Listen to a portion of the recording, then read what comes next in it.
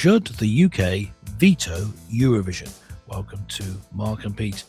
Britain sending an act into the Eurovision Song Contest is like a man entering a crocodile enclosure carrying a ukulele. Yes, this is Mark and Pete, two blokes with half an opinion. Now, here's our first thought. Is the Eurovision Song Contest designed to select the tune of choice, or is it simply staged by activists to vent a political voice? Well, indeed. Well, remarkably, the Bulgarian pop star Dara has won the Eurovision Song Contest of 2026, and that is with her pneumatic dance anthem, Bangaranga. I know that Mr. Pete loves that beat. Yeah, But what's more significant about this is, yes, once again, the United Kingdom came last. And that was with a song that was called Ein, zwei, drei, which was by an artist called Look Mum, No Computer. But the fact is, there were no points or very little. 1 point, thank you, Ukraine. But the fact is that, Mr. Pete, I ask you, I know that you'll be thinking to yourself, I've always loved those little tunes. Is it now at a point where the United Kingdom, no matter what they did, can never win the Eurovision Song Contest? Yes, there's a Bible verse written about the Eurovision Song Contest from Ecclesiastes chapter 11, which says, all is vanity and vexation of the spirit. At least that's from the point of view of the British entering. I mean, it does seem like a vain hope that we would ever get anywhere because people don't like us, Mr. Mark. I don't mean Mark don't like Mark and Pete. Obviously, we're very popular. Of course Europe, not. But, no. The Eurovision contest. We've won it a couple of times, but lately, by lately, I'm talking over the past few decades, because it started back in 1956. That's a long time ago. But in the past few decades, people just don't like Britain, so they're not going to vote for a song by us. But I'm going to put in a little codicil here, a little counter argument. What if, just a suggestion, I know this is a ridiculous thing to say, what if Britain entered a song that was good? Now you see, that's a good idea, because you're absolutely right. A lot of people felt that Ein, zwei, drei was, by many music artists and critiques, Marmite, meaning you either love it or you hate it. I will say I thought it was a clever idea, but in its execution was somewhat annoying.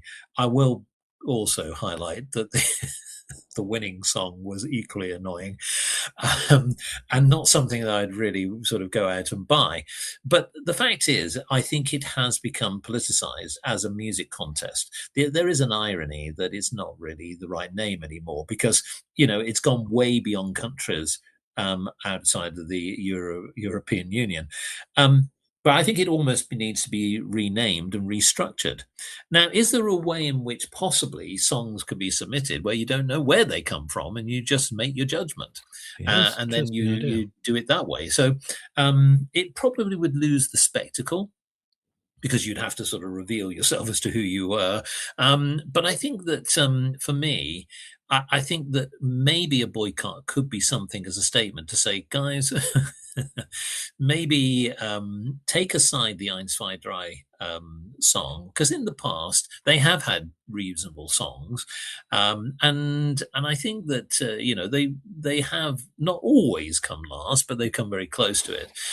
And I think that it's unfair on the artists themselves, because I look at it from different perspectives. So from an artist's point of view, if you're representing the United Kingdom, that's good, that's fine. But, you may have a very good song, but really you're just going to be overlooked because of politics.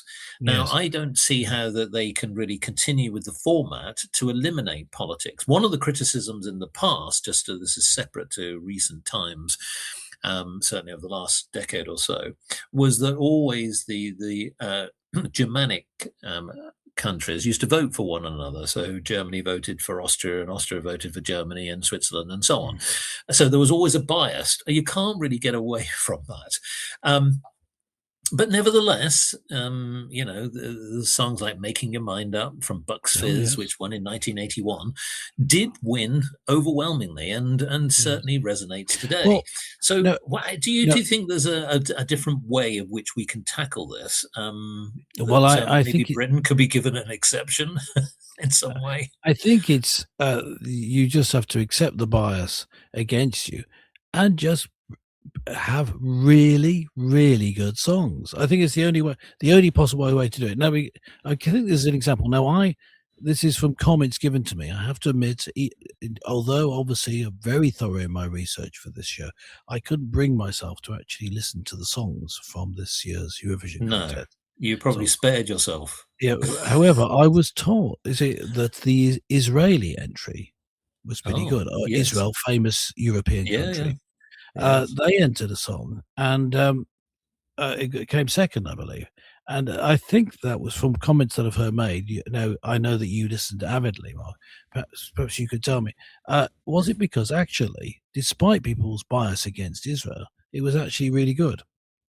Well, I do think, and again, yes, that was a good song, but I mean, there were other good performances, and I think that this is where you have to sort of balance it, because there's the song. What I will say is, I don't know that you might sort of have to sort of slump in your seat a little bit here. I think as a visual spectacle, it's actually very good. Because when you look at the dance, when you look at the lighting and the whole setting, it's very spectacular. I remember the days, and I can sort of go back a long, long way, folks.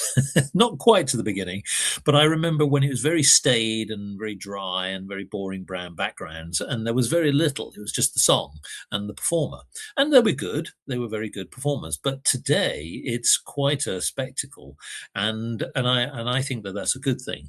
But yes, I think that again, what you're hinting at here is there was a little bit of political voting, because I think that maybe the Israeli vote probably was overlooked, and maybe they should have done better.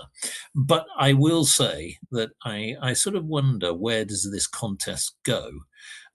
Should we allow America in it? Why not? I mean, let's make it a world contest if we really want to sort of see the true biases around the world. I mean, Yes. Yeah. I wonder where it would all end. Personally, I sort of, I just do hope that maybe, and maybe it's asking a little bit too much. Maybe it's possible that we could invite some other countries to join around the world, just to sort of help us out a little bit here. Yes, Uh, I think I agree. I think it would be good to. I mean, you could keep the name, or but America has the World Series, which only Americans enter for the not for singing, obviously, but no, for one of their lesser known sports.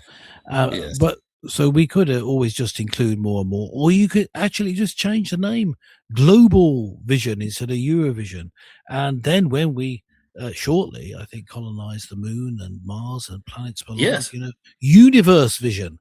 Why not? yeah, Let's think yeah, big. And then, yeah. then there would still be politics involved, but there'd be more politics. So that it might be that with all the politics all getting jumbled up, the best song actually wins, possibly. Yeah. But it might end up being a Martian.